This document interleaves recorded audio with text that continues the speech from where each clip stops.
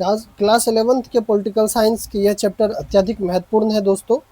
Chapter 4 है political science की, educative इसका नाम है। इस चैप्टर से संबंधित महत्वपूर्ण प्रश्न जो आपकी बुक में दिए गए हैं, उन सभी प्रश्नों की चर्चा हम पिछले वीडियो में कर चुके हैं, परंतु कुछ एक्स्ट्रा प्रश्न को भी लेकर के मैं आ रहा हूं जो कि अत्यंत महत्वपूर्ण साबित हो सकता है आपके एग्जाम के लिए।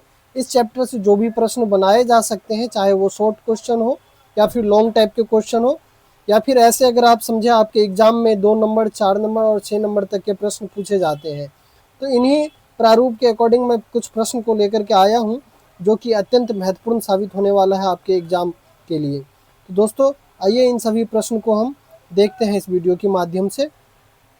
तो दोस्तों सर्वप्रथम हम कुछ जो शॉर्ट प्रश्न है जो कि 2 अंक वाले होते हैं, इसका जो वर्ड लिमिट है 30 शब्द होता है। तो आइए इसको सर्वप्रथम हम देखते हैं। तो पहला प्रश्न है, कार्यपालिका से क्या अभिप्राय है, इसके मुख्य कार्य क्या है। तो कार्यपालिका सरकार का वह अंग है जो विधायिका द्वारा स्वीकृत कानूनों और नीतियों को समाज में लागू करने के लिए उत्तरदायी है। यानी कि सरकार का वह अंग जो नीतियों को लागू करता है या क्रियान्वयन करता है, इसे ही हम कार्यपालिका कहते हैं। यानी विधायिका के द्वारा जो नीतियां बनाई जाती हैं उसको लागू और क्रियान्वयन जिसके द्वारा किया जाता है, इसे हम कार्यपालिका के रूप में जानते हैं। इसके मुख्य कार्य देश का शासन चलाना है, कानून व्यवस्था बनाए रखना है और राष्ट्रीय नीतियों का निर्माण व क्रियान्वयन करना है। दोस्तों इसके बाद जो नेक्स्ट प्रश्न है, राजनीतिक कार्यपालिका और अस्थायी कार्यपालिका में 2 मुख्य अंतर लिखिए। दोस्तों अपने प्रकृति के आधार पर 2 प्रकार की कार्यपालिका को विभक्त किया जाता है।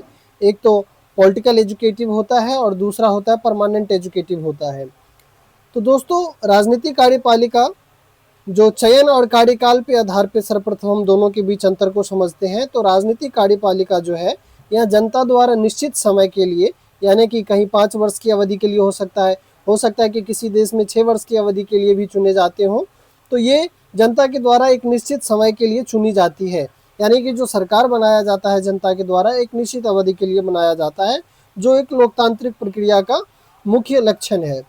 तो हो सकता है कि किसी देश में सरकार 5 वर्ष के लिए बनाई जाती हो, कहीं 6 वर्ष के लिए, कहीं 4 वर्ष के लिए। तो इस प्रकार से चीज़ें अलग अलग हो सकता है।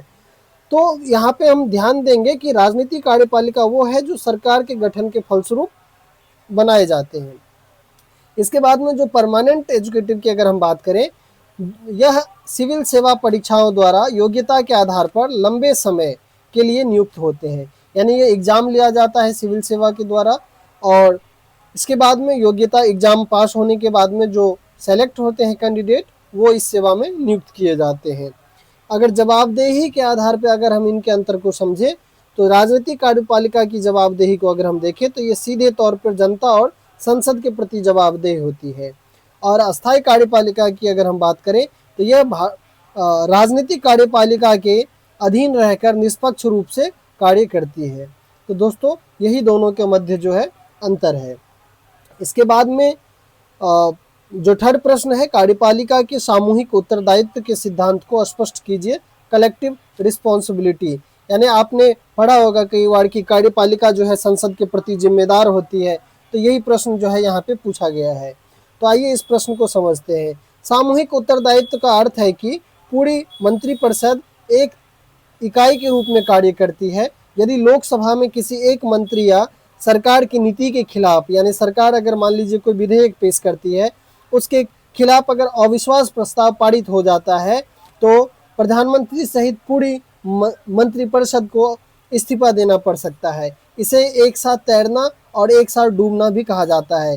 यानी कि जो संपूर्ण मंत्रिपरिषद जो है एक ही साथ में विघटित होती है अगर संसद में इनके प्रति अगर अविश्वास प्रस्ताव पास कर दिया जाए। तो इसलिए कहा जाता है कि जो कार्यपालिका है वो संसद के ऊपर में, संसद के लिए उत्तरदायित्व है। इसके बाद में जो नेक्स्ट प्रश्न है, राष्ट्रपति की पॉकेट वीटो शक्ति क्या है। ये पॉकेट वीटो से संबंधित कई बार प्रश्न बनाए जाते हैं विभिन्न एग्जाम में। तो आइए पॉकेट वीटो को समझते हैं। जब संसद द्वारा पारित कोई विधेयक राष्ट्रपति के पास स्वीकृति के लिए भेजा जाता है, तो संविधान में राष्ट्रपति द्वारा निर्णय लेने की कोई समय सीमा तय नहीं की गई है। जब राष्ट्रपति विधेयक पर न तो सहमति देता और न ही उसे पुनर्विचार के लिए लौटाता है, बल्कि उसे अनिश्चित काल के लिए अपने पास लंबित रख लेता है, तो उसे ही पॉकेट वीटो कहते हैं। जैसे कि 1986 में राष्ट्रपति ज्ञानी जैल सिंह ने भारतीय डाकघर संशोधन विधेयक पर इसका प्रयोग किया था। ये प्रमुख इसका उदाहरण है। तो दोस्तों, जो अपने देश में जो कानून बनाने की जो प्रक्रिया है कि कोई भी विधेयक सर्वप्रथम जो है संसद में पेश किया जाता है। संसद में पेश किए जाने के बाद में लोकसभा और राज्यसभा से जब ये विधेयक पास हो जाता है, तो इसके बाद में इसको कहाँ भेजा जाता है, तो राष्ट्रपति के पास में भेजा जाता है उनके हस्ताक्षर के लिए। और जब ये राष्ट्रपति के पास में भी हस्ताक्षर होकर के पास हो जाता है, तो फिर कोई विधेयक जाकर के कानून का रूप लेता है। तो राष्ट्रपति के पास में जब कोई विधेयक भेजा जाता है, तो उनके पास में 3 प्रकार का विशेषाधिकार है कि या तो उस पर वो अपना सहमति व्यक्त करेंगे, या फिर उसे वो वापस पुनर्विचार के लिए भेजते हैं, नहीं तो फिर जो पॉकेट वीटो जैसी संबंधित जो चीज़ें हैं, ये उनके द्वारा निर्णय लिया जाता है। यानी कि न तो वापस करते हैं, न तो सहमति देते हैं, न तो असहमति व्यक्त करते हैं, वो अपने पास में इसे अनिश्चित काल के लिए रख लेते हैं। तो इसे ही पॉकेट वीटो के रूप में जाना जाता है। अब दोस्तों, आइए हम कुछ लघु उत्तरीय प्रश्न जो कि 4 अंक वाले होते हैं, जिनका शब्द सीमा जो है 80 से 100 वर्ड्स के बीच होता है, इन प्रश्नों को देखते हैं। प्रश्न संख्या 5 है कि पार्लियामेंट्री और यानी कि संसदात्मक और अध्यक्षात्मक प्रेसिडेंटल कार्यपालिका व्यवस्था में मुख्य अंतर स्पष्ट कीजिए। जैसा कि हम सब ने जब हम चैप्टर को कवर कर रहे थे, तो हमने देखा कि 3 प्रकार के कार्यपालिका के रूप होते हैं, जिसमें कि एक अध्यक्षात्मक कार्यपालिका है, अर्ध अध्यक्षात्मक कार्यपालिका है और संसदात्मक कार्यपालिका है, पार्लियामेंट्री एजुकेटिव है, जैसे कि इंडिया में भी है। तो दोस्तों, इस प्रश्न को देखते हैं, जहाँ पे हमें दोनों के मध्य विभेद को बताना है, संसदात्मक और अध्यक्षात्मक कार्यपालिका के मध्य अंतर को बताना है। तो संसदात्मक और अध्यक्षात्मक कार्यपालिका में मुख्य अंतर जो है निम्नलिखित है। सर्वप्रथम, प्रधान की स्थिति को लेकर के संसदीय व्यवस्था में 2 प्रकार के प्रधान होते हैं, यानी कि एक नाम मात्र जैसे कि राष्ट्रपति या फिर राजा हो सकते हैं, और दूसरा जो होता है वास्तविक प्रधान जैसे कि प्रधानमंत्री। अध्यक्षात्मक व्यवस्था में केवल एक ही प्रधान होता है, मुख्य होता है, जो कि राष्ट्रपति होते हैं, जो राज्य और सरकार दोनों का वास्तविक मुखिया कहलाते हैं। ठीक है, जैसे कि अमेरिका में है अध्यक्षात्मक व्यवस्था, तो वहाँ सिर्फ राष्ट्रपति होते हैं। और भारत में जैसे संसदीय व्यवस्था है, तो जो देश के प्रमुख हैं वो राष्ट्रपति जाने जाते हैं, और जो सरकार के प्रमुख हैं वो प्रधानमंत्री जाने जाते हैं। इसके बाद में हम विधायिका से संबंध को लेकर के अगर हम बात करें, तो संसदीय व्यवस्था में कार्यपालिका विधायिका का हिस्सा होती है और उसके प्रति जवाबदेह होती है। जैसे कि भारत में जो मंत्रिपरिषद है, जो कार्यपालिका है, वो संसद के प्रति जवाबदेह होती है। अध्यक्षात्मक व्यवस्था में कार्यपालिका विधायिका पूर्णतः अलग अलग होते हैं और राष्ट्रपति विधायिका पर निर्भर नहीं करते हैं। इसके बाद में अगर हम कार्यकाल की निश्चितता की बात करें, तो संसदीय व्यवस्था में प्रधानमंत्री का कार्यकाल निश्चित नहीं होता है, वो संसद में बहुमत रहने तक ही पद पे बने रह सकते हैं। यानी कि जब तक उनके दल के पास में बहुमत है, जब तक वो बहुमत वाले दल के नेता है, तभी तक वो अपने पद पे बने रह सकते हैं। अध्यक्षात्मक व्यवस्था में राष्ट्रपति का कार्यकाल निश्चित होता है और उसे आसानी से पद से नहीं हटाया जाता है, यानी कि उनके प्रति महाभियोग लगाने की जो प्रक्रिया है वो कठिन माना जाता है। इसके अब अगर हम देखें दोनों ही कार्यपालिका के प्रकार का, अगर एग्जाम्पल देखें कि किन किन देशों में किस प्रकार की कार्यपालिका है, तो भारत और ब्रिटेन में जो है पार्लियामेंट्री एजुकेटिव सिस्टम है, और जर्मनी में भी पार्लियामेंट्री एजुकेटिव सिस्टम है, जबकि अमेरिका और ब्राज़ील में जो है अध्यक्षात्मक व्यवस्था पाई जाती है। अब नेक्स्ट प्रश्न देखते हैं, क्वेश्चन नंबर 6 है, ये कह रहा है भारत के राष्ट्रपति की किन्हीं 3 विवेकाधीन शक्तियों का परीक्षण कीजिए, यानी कि ऐसी शक्तियां जो कि उनके विवेक के ऊपर में निर्भर करती है। दोस्तों, यहाँ पे राष्ट्रपति के विशेषाधिकार से संबंधित भी प्रश्न जो है एग्जाम में बनाए जा सकते हैं। मैं किसी अन्य वीडियो के माध्यम से राष्ट्रपति के विशेषाधिकार के ऊपर में भी लेकर के वीडियो आऊँगा। अब वैसे भी मैंने जब चैप्टर को कवर कर रहे थे हम, तो राष्ट्रपति से संबंधित हम संपूर्ण जानकारी को पढ़ चुके हैं और देख चुके हैं। राष्ट्रपति की संवैधानिक स्थिति से लेकर के उनका क्या प्रमुख विधायी और न्यायपालिका न्यायिक कार्य, विधायी शक्ति और कार्यपालिका से संबंधित शक्ति, सभी शक्तियों को देख चुके हैं। उनके विशेषाधिकार को देख चुके हैं। आपातकाल से संबंधित क्या उनके अधिकार हैं, इन चीज़ों को भी हम देख चुके हैं। तो यहाँ पे उनके विवेकाधीन शक्तियों से संबंधित प्रश्न में जो है पूछा जा रहा है। यहीं पे लोग कई बार कंफ्यूज हो जाते हैं। यहाँ पे विवेकाधीन शक्तियों के बारे में पूछा जा रहा है। कई बार स्टूडेंट क्या गलती करते हैं कि यहाँ पे उनके विशेषाधिकार क्या है उन चीज़ों के बारे में लिख करके आ जाते हैं, तो यहीं पे आपको मार्क्स नहीं मिलता है और आपका आंसर गलत हो जाता है। तो इसीलिए एग्जाम में कभी भी जब आप जाते हैं एग्जाम में आंसर लिखने के लिए तो क्वेश्चन को गौर से पढ़ेंगे और शब्द के ऊपर में ध्यान देंगे। तो आइए दोस्तों इस प्रश्न को देखते हैं। यद्यपि भारत का राष्ट्रपति मंत्रिपरिषद की सलाह पर कार्य करता है, परंतु कुछ विशेष परिस्थितियों में वह अपने विवेक का प्रयोग कर सकता है, जो कि इस प्रकार से है। पहला जो है, विधेयक को पुनर्विचार के लिए लौटाने से संबंधित। यदि राष्ट्रपति को लगता है कि संसद द्वारा पारित विधेयक में कोई कमी है या वह देश हित में नहीं है, तो वह उसे एक बार पुनर्विचार के लिए संसद को वापस भेज सकता है। जो सेकंड है, वीटो शक्तियों के प्रयोग को लेकर के। राष्ट्रपति संसद द्वारा पारित गैर धन विधेयक को, गैर जो मनी बिल नहीं होता है, उसको स्वीकृति देने में देरी कर सकता है या पॉकेट वीटो का प्रयोग कर उन्हें अपने पास में अनिश्चित काल के लिए रख सकता है। इसके बाद में प्रधानमंत्री की नियुक्ति को लेकर के, यानी ऐसे समय में जब इलेक्शन का रिजल्ट आए और तिरंकुश स्थिति पैदा हो, तो इस प्रकार में प्रधानमंत्री की नियुक्ति को लेकर के भी इनके विवेकाधीन शक्ति जो है वो महत्वपूर्ण हो जाती है। यदि लोकसभा के बाद किसी भी राजनीतिक दल या गठबंधन को स्पष्ट बहुमत नहीं मिलता है लोकसभा चुनाव के बाद, तब राष्ट्रपति अपने विवेक से यह तय करता है कि किस नेता के पास सरकार बनाने और बहुमत साबित करने की सबसे अधिक संभावना है, उसे वह सरकार बनाने के लिए आमंत्रित करते हैं। इसके बाद में दोस्तों नेक्स्ट प्रश्न को देखते हैं। गठबंधन सरकारों के दौर ने प्रधानमंत्री की शक्तियों और स्थिति को किस प्रकार प्रभावित किया है? ये बहुत ही महत्वपूर्ण प्रश्न है, आइए इसको देखते हैं। दोस्तों, भारतीय राजनीतिक परंपरा में वर्ष 1989 से लेकर के 2014 के बीच भारत में गठबंधन के सरकार के दौर रहा है, जिसे प्रधानमंत्री की राजनीतिक स्थिति को व्यापक रूप से जो है प्रभावित किया है। तो किस प्रकार से प्रभावित किया है? सर्वप्रथम है शक्तियों में कमी और समझौता से संबंधित चीजें। सेकंड है मंत्रियों के चयन में सीमा, और जो थर्ड है सरकार की अस्थिरता। दोस्तों, ये सारी चीजें किस प्रकार से इफेक्ट किया है, इन चीजों को देखते हैं। शक्तियों में कमी और समझौते से संबंधित बात अगर हम देखें तो गठबंधन के कारण प्रधानमंत्री की जो स्वेच्छाचारिता पर अंकुश लगा है। अब वे अपने मर्जी से अकेली नीतियां नहीं तय कर सकते, क्योंकि गठबंधन की सरकार है तो उनको अपने सहयोगी दलों की विचारधाराओं और शर्तों के साथ समझौता करना पड़ता है। इसके बाद में मंत्रियों के चयन में सीमा की अगर हम बात करें तो प्रधानमंत्री मंत्रियों का चयन पूरी तरह से अपनी पसंद से नहीं कर पाते हैं। उन्हें सहयोगी दलों के नेताओं को भी महत्वपूर्ण मंत्रालय देने के लिए विवश होना पड़ता है, क्योंकि वो उनका साथ दे रहे होते हैं और वो सरकार में बने रहे और उनकी सरकार बनी रहे, ताकि वो पीएम बने रहेंगे, तो इसलिए इस प्रकार के समझौते वो कर लेते हैं। इसके बाद में सरकार की अस्थिरता भी होती है।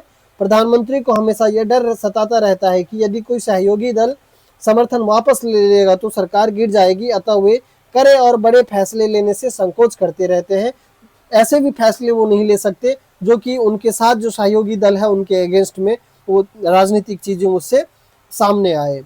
अब अगर हम नेक्स्ट प्रश्न को देखें तो ये लॉन्ग टाइप प्रश्न है जो कि 150 से 200 शब्द के होते हैं। ये इसमें पहला प्रश्न है कि प्रधानमंत्री भारत की राजनीतिक व्यवस्था की धुरी है। इस कथन के संदर्भ में प्रधानमंत्री के कार्यों, शक्तियों और उनकी वास्तविक स्थितियों का सविस्तार वर्णन कीजिए। यानी ये पीएम से संबंधित प्रश्न है, उनकी संवैधानिक स्थिति, उनके महत्वपूर्ण कार्य से संबंधित प्रश्न पूछे जा रहे हैं। भारत के संविधान में राष्ट्रपति को नाम मात्र का शासक बनाया गया है, जबकि वास्तविक कार्यकारी शक्तियां जो है वो प्रधानमंत्री में निहित है। इसीलिए प्रधानमंत्री को भारतीय राजनीति व्यवस्था में धुरी कहा जाता है। उनके प्रमुख कार्य और शक्तियां इस प्रकार से हम जो है समझ सकते हैं। जैसे कि पहला है मंत्रिपरिषद का गठन और संचालन। प्रधानमंत्री अपनी पसंद से सांसदों को मंत्री पद के लिए राष्ट्रपति को सिफारिश करते हैं और मंत्रियों के विभाग का आवंटन और उनमें फेरबदल पूरी तरह प्रधानमंत्री के अधिकार क्षेत्र में आता है। वे मंत्रिमंडल की बैठक की अध्यक्षता भी करते हैं। दोस्तों, जो मंत्रिमंडल का गठन होता है वो किया तो जाता है राष्ट्रपति के द्वारा, परंतु प्रधानमंत्री के द्वारा जो लिस्ट दिया जाता है उसी आधार पे, प्रधानमंत्री के सलाह के आधार पे ही राष्ट्रपति के द्वारा मंत्रिपरिषद का गठन किया जाता है। साथ ही साथ मंत्रिपरिषद की अध्यक्षता जो है वो पीएम के द्वारा ही किया जाता है। इसके बाद में संसद के नेता के रूप में अगर उनके महत्व को देखें तो प्रधानमंत्री लोकसभा के नेता होते हैं, लोकसभा में बहुमत वाले दल के नेता होते हैं। सरकार की सभी मुख्य नीतियों की घोषणा संसद में उन्हीं के द्वारा की जाती है। संसद सत्र बुलाने और लोकसभा को भंग करने की सिफारिश वे राष्ट्रपति से कर सकते हैं। इसके बाद में राष्ट्रपति और मंत्रिपरिषद के बीच की कड़ी का भी कार्य करते हैं। संविधान के अनुच्छेद 78 के अनुसार प्रधानमंत्री का यह कर्तव्य है कि वह मंत्रिपरिषद द्वारा लिए गए सभी निर्णयों और प्रशासनिक मामलों की जानकारी राष्ट्रपति तक पहुंचाए। इसके बाद में जो फोर्थ है, विदेशी मामलों और नीति निर्माण के प्रधान भी होते हैं। वे देश के विदेश नीति को अंतिम रूप देने और अंतर्राष्ट्रीय मंचों पर भारत का प्रतिनिधित्व करने में प्रधानमंत्री की भूमिका सर्वोपरि होते हैं। वे नीति आयोग, परमाणु ऊर्जा आयोग आदि के पदेन अध्यक्ष भी होते हैं। इसके बाद में प्रधानमंत्री की वास्तविक स्थिति की अगर हम बात करें तो प्रधानमंत्री की वास्तविक शक्ति इस बात पर निर्भर करती है कि संसद में उनकी स्थिति कैसी है। जब प्रधानमंत्री के पास अपने दल का स्पष्ट बहुमत होता है, यानी इलेक्शन के बाद अगर उनके पास में खुद के दल का ही बहुमत है, जैसे कि जवाहरलाल नेहरू के समय में था, इंदिरा गांधी के समय में और वर्तमान में नरेंद्र मोदी जी की सरकार में पिछले चुनाव तक था, इस बार तो नहीं है उनके खुद के दल की पूर्ण बहुमत, तो उनकी शक्तियां असीमित हो जाती है और भी अत्यंत शक्तिशाली होकर के निर्णय लेते हैं। इसके विपरीत गठबंधन के दौर में सहयोगी दलों के दबाव के कारण प्रधानमंत्री की स्थिति कमजोर और जो है समन्वयकारी जैसी हो जाती है, कोऑर्डिनेटर की तरह हो जाती है, क्योंकि गठबंधन के समय जितने भी घटक दल होते हैं सभी को साथ में लेकर के उनको चलना होता है। अगर हम निष्कर्ष को संक्षेप में देखें तो प्रधानमंत्री देश के राजनीतिक और प्रशासनिक ढांचे का सर्वोच्च सेनापति है, जिसके इर्द गिर्द जो है पूरी सरकार चलती है।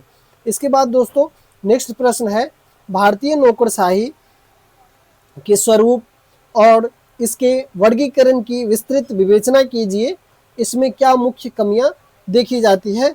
इन चीज़ों से संबंधित ये प्रश्न पूछा जा रहा है। जो भारत में जो ब्यूरोक्रेसी है, जो अस्थायी कार्यपालिका है, इसके स्वरूप की चर्चा करनी है और इसके कार्य के बारे में बताना है। तो आइए हम इन्हें देखते हैं। भारत में सिविल सेवकों या लोक सेवाओं के संगठित ढांचे को नौकरशाही या अस्थायी कार्यपालिका कहा जाता है। इसमें वे अधिकारी आते हैं जो परीक्षाओं के माध्यम से चुने जाते हैं और देश के प्रशासनिक कार्य को संभालते हैं। भारतीय सिविल सेवा के अगर हम वर्गीकरण को देखें तो इन्हें मुख्य रूप से 3 भागों में बांटा जाता है। ऑल इंडिया सर्विसेज है, इसके बाद में सेंट्रल सर्विसेज है और फिर स्टेट सर्विसेज है। तो ऑल इंडिया सर्विसेज में अगर देखें तो इसमें चयनित अधिकारी केंद्र और राज्य दोनों जगह सेवाएं दे सकते हैं, जैसे भारतीय प्रशासनिक सेवा IAS और भारतीय पुलिस सेवा IPS। इसके बाद में सेंट्रल सर्विसेज की अगर बात करें तो ये अधिकारी सीधे केंद्र सरकार के अधीन काम करते हैं, और जैसे कि भारतीय विदेश सेवाएं और भारतीय राजस्व सेवाएं। जो थर्ड है राज्य सेवाएं, स्टेट सर्विसेज, ये अधिकारी केवल संबंधित राज्य सरकार के क्षेत्राधिकार में काम करते हैं, जैसे कि प्रांतीय सिविल सेवा जो PCS होते हैं अलग अलग स्टेट में।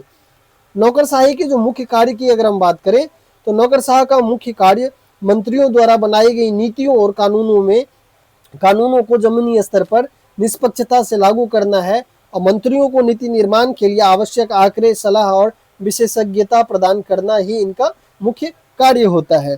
इसके बाद में इनका जो महत्वपूर्ण भूमिका होता है नीति निर्माण में होता है, नीति के क्रियान्वयन में होता है। इसके बाद में नीति का अवलोकन करने में भी इनकी महत्वपूर्ण भूमिका होती है। तो आइए अब हम कुछ इनके जो नौकरशाही की जो प्रमुख चुनौतियां हैं इस चीज़ को भी देखते हैं, जैसे कि रेड टेपिज्म, लाल फीताशाही। सरकारी निगमों और कागजी कार्रवाइयों के अत्यधिक उलझाव के कारण अक्सर विकास कार्य और फाइलों में के निपटारे में जो है बहुत ही देर होती है। इसे ही लोक प्रशासन की भाषा में लाल फीताशाही कहा जाता है। राजनीतिक हस्तक्षेप, अक्सर राजनेता अपने व्यक्तिगत या दलीय स्वार्थ के लिए ईमानदार अधिकारियों का बार बार तबादला करते हैं, ट्रांसफर करते हैं, जिससे वे खुलकर काम नहीं कर पाते हैं। जनता के प्रति असंवेदनशीलता, कई बार नौकरशाही में बैठे अधिकारी आम जनता की समस्याओं के प्रति उदासीन या फिर घमंडी रवैया अपनाते हैं, जिससे शासन और जनता के बीच जो है दूरी बढ़ जाती है। इस प्रश्न के निष्कर्ष को अगर हम देखें, तमाम कमियों के बावजूद भारतीय नौकरशाही ने देश की एकता, अखंडता और लोकतांत्रिक विकास को बनाए रखने में एक मजबूत रीढ़ की हड्डी की तरह कार्य किया है।